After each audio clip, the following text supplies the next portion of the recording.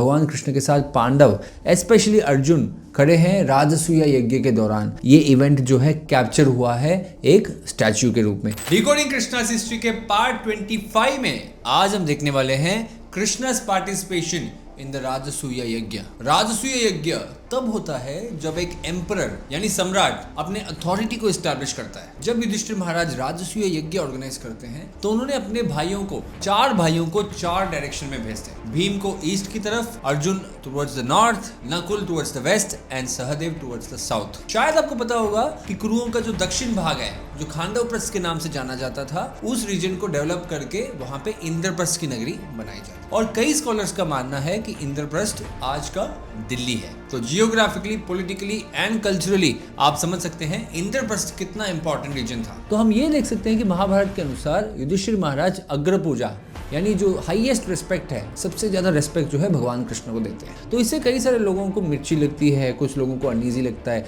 इसमें सबसे ज्यादा मिर्ची शिशुपाल को लगती है। उसके बाद शिशुपाल और कृष्ण के बीच में जो वार्तालाप होती है तो वो अलग स्टोरी है। बट इन एनी केस ये स्टोरी ये दर्शाता है कि भगवान कृष्ण कितने इंपॉर्टेंट थे। अभी इसका जो नरेशन है कहाँ पे हम देखते हैं वो है महाभारत। महाभारत के सभा पर्व में, ये श्लोक आप स्क्रीन में देख सकते हैं। महाभारत के सभा पर्व में ये कहा गया है, When Krishna had been seated at ease, the bull among the men, the son of Pandu, Yudhishthir Maharaj, along with Bhim and Arjun and the twins यानी नकुल सहदेव, भगवान कृष्ण के साथ पांडव स्पेशली अर्जुन खड़े हैं राजसूय यज्ञ के दौरान। ये इवेंट जो है कैप्चर हुआ है एक स्टैच्यू के रूप में। और ये स्टैच्यू है 1600 यानी 1600 साल पुराना। ये स्टैच्यू भारत का एक स्टैच्यू है जिसमें कृष्ण अर्जुन के साथ खड़े हैं। म्यूजियम फॉर इंडस चिकुंसी, यहाँ पे ये स्टैच्यू डिपिक्टेड है। आज भी लोग इस स्टैच्यू को देख पा रहे हैं कि कृष्ण अर्जुन के साथ खड़े हैं और राजसूय यज्ञ हो रहा है। इससे कुछ कंक्लूजन हमें समझ में आता है कि महाभारत बहुत प्राचीन है। यह भी समझ में आता है कि कृष्ण कितने इंपॉर्टेंट थे कि उनको स्टैच्यूज के रूप में डिपिक्ट किया गया है।